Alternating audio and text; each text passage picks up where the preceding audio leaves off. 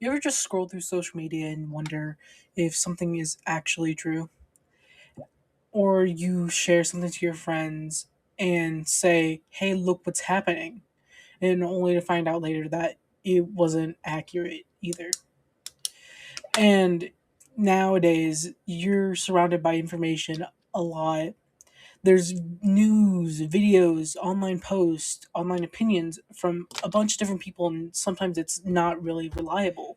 That's where media literacy comes in. Media literacy is the ability to analyze, evaluate, and create media in a way that makes sure everything is factual and real, and also where there's no biases and there's nothing misleading about it.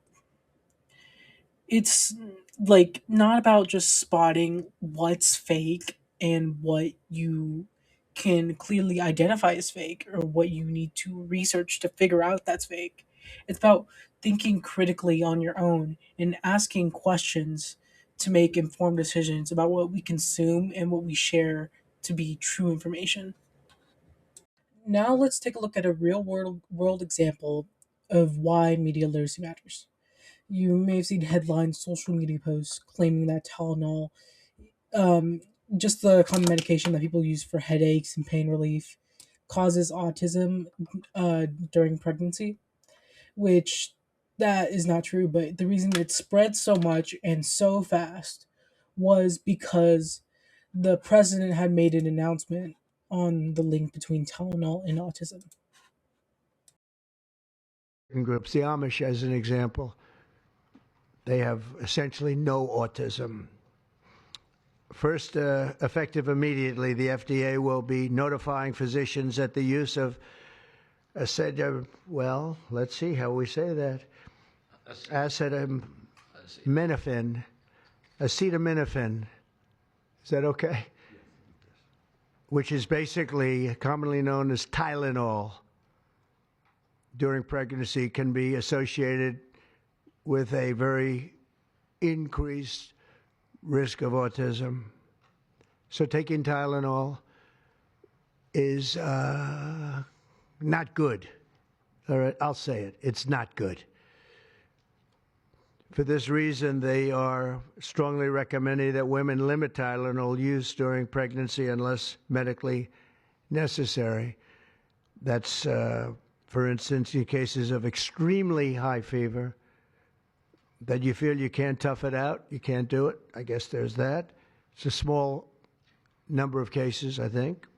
But if you can't tough it out, if you can't do it, uh, that's what you're going to have to do. You'll take a Tylenol, but it'll be very sparingly. It can be something that's very dangerous to the woman's health. In other words, a fever that's very, very dangerous, and ideally a doctor's decision, because I think you shouldn't take it.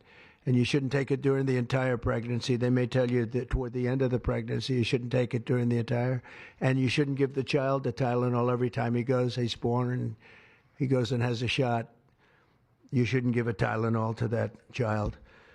All pregnant women should talk to their doctors for more information about limiting the use of this medication while pregnant. So ideally, you don't take it at all. But if you have to, if you can't tough it out, if there's a problem, you're going to end up doing it. The other thing that I can tell you. The research he cited in these claims were associated with Harvard, but the research did not actually prove that Tylenol causes autism.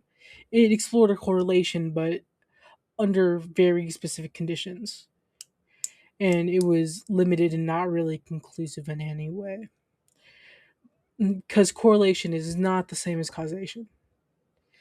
But what happened next was Trump announcing it. And when he announced it, he distorted information and he simplified it. He simplified the findings and they were repeated without proper context.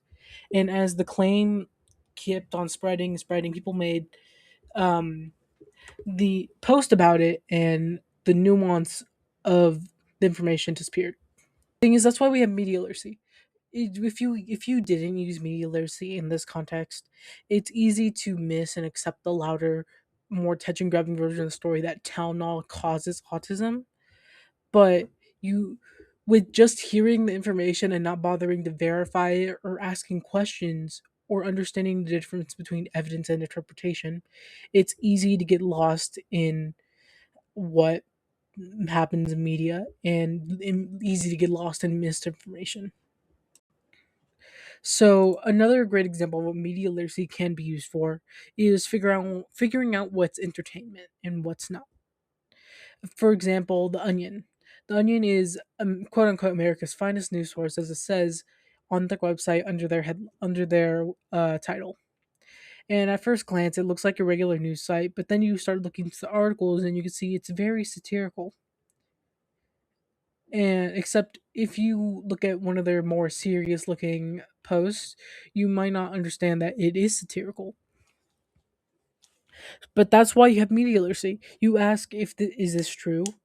Is this satirical? And you can look on their website to see how their other posts are. And then you'll find out the Onion is actually just a very satirical news source. And it's not serious whatsoever. And that's why media literacy is great because you can understand what people are saying and why they're saying it. But what I want to note here is that media literacy is not only a helpful tool to have in your everyday life, it is a tool that is necessary to have in this day and age, especially with AIs, deep fakes, conspiracy theories, all of this spreading around, and sometimes even misinformation from the example before, getting into our own government and them preaching it out like it's truth. We need to be careful on what the media we consume is, and we need to be careful on what we decide to believe is true. Because sometimes what we believe is true may actually be very harmful and it may be wrong. So please consider using media literacy in your everyday life, or just try to have better media literacy awareness and try to think about if whether you've used media literacy a lot, whether you have used it before, because a lot of times people don't. You need to be able to think critically, look at whether information is true, do your own research, and try to understand why something was posted, not just who posted it. Thank you for your time.